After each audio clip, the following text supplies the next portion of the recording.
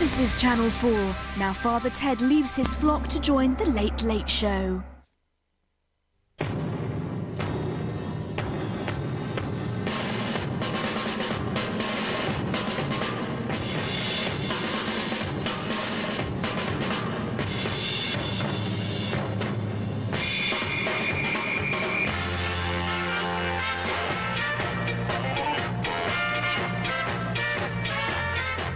Ladies and gentlemen, to whom it concerns, it's The Late Late Show.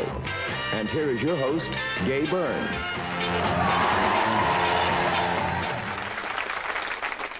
Ladies and gentlemen, let's get on with it. Our first guest tonight, ever since he donned yet again the clerical garb, he has been beatified and canonized by the laity, not only here, but across the water. In the great tradition of show business down through the years, after many years of striving, he and a gang of people have made the great breakthrough with a fabulous series on Channel 4. Would you welcome, please, Father Trendy as was, now Father Ted, Dermot Morgan. Here he is.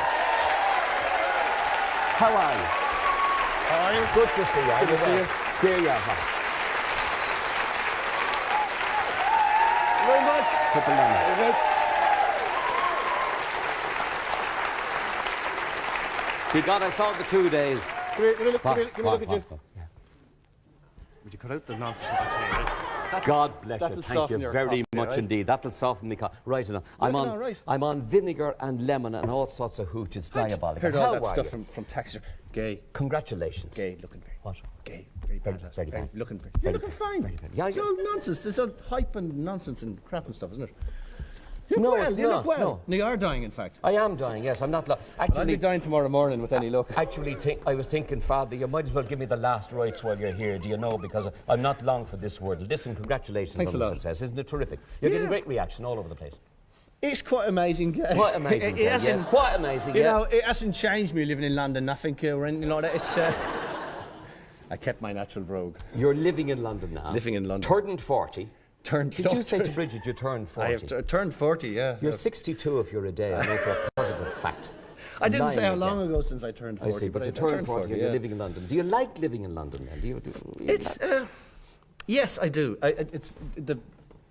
It's so exciting to have the opportunity to do network television in Britain, which is something I always wanted to do. Right? So there's the ambition aspect of it. Of course.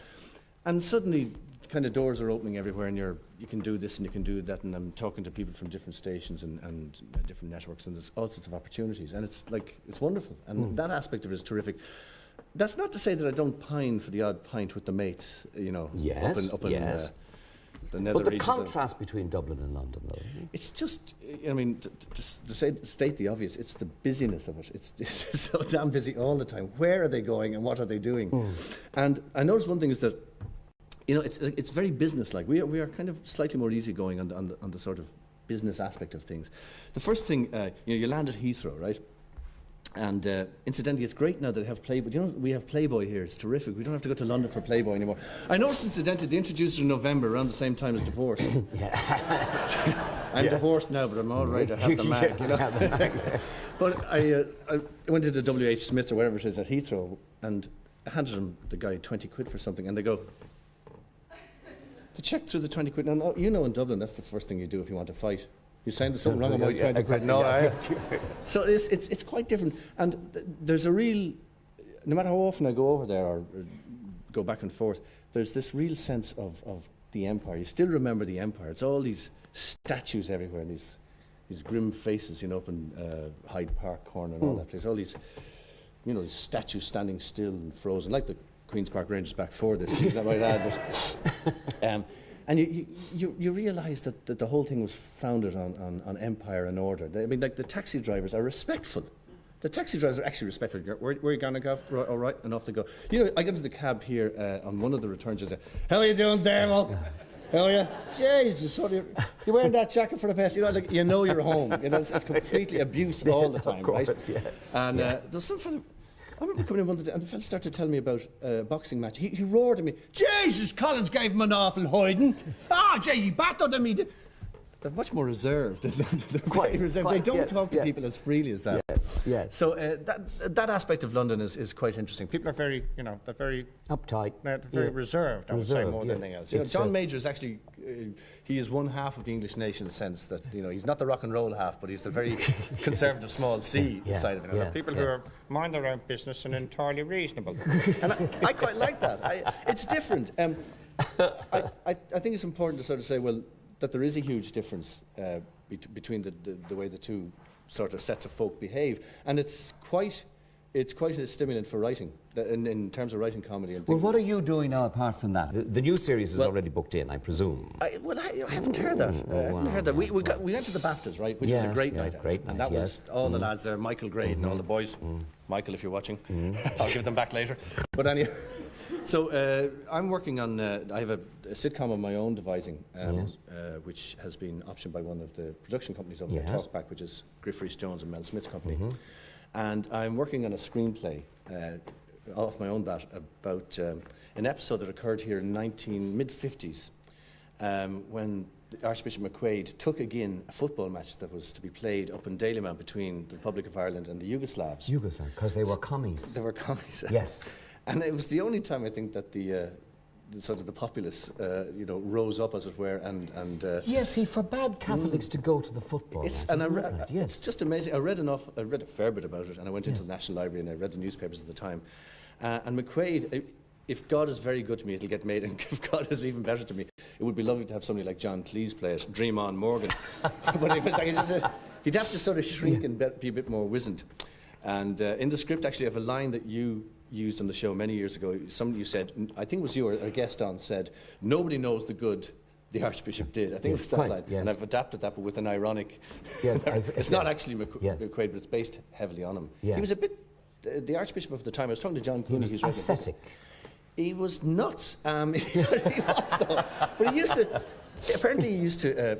open up the newspaper and these little line drawings of ladies in corsets for, whatever was 6 and 11 in Cleary's. Cleary's, yes. And the story is, I don't know whether he's dead now, he can't sue us, can he? No, he's dead a long time. Gone to his immortal reward. God bless him. Oh, he missed Playboy and all. And, but he had to get his jollies out of the Cleary's underwear, lads. Apparently, he used to use a magnifying glass to see if he could see the lady bits. I don't believe that. That is the story. And I've several different people. Man, he was a very holy man, so he was. But he banned Catholics going to the football match. And didn't people take sides and sort of revolted against it and said, we're going one way or the other? I was talking to Theo Dunn, who manages UCD. I'm the other fan.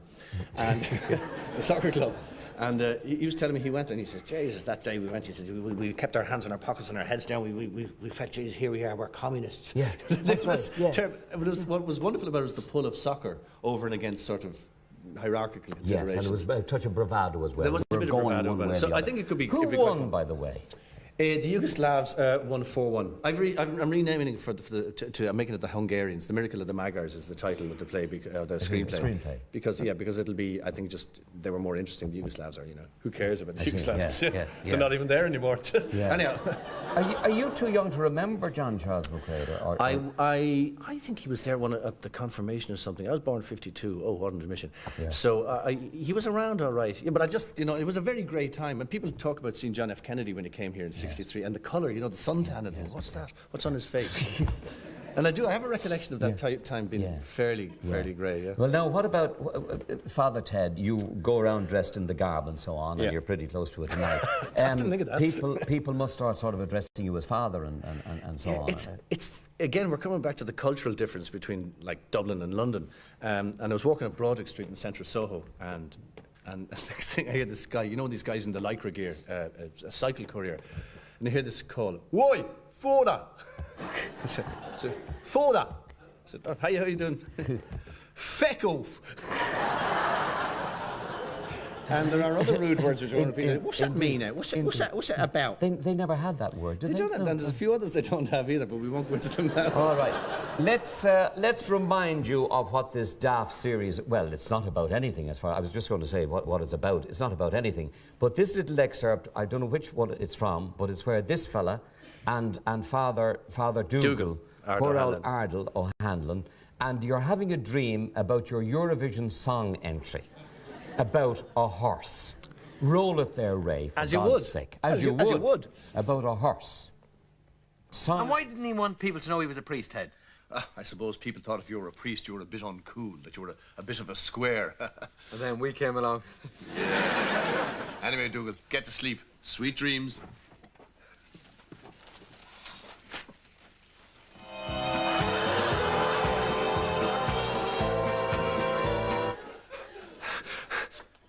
We have to lose that sax solo.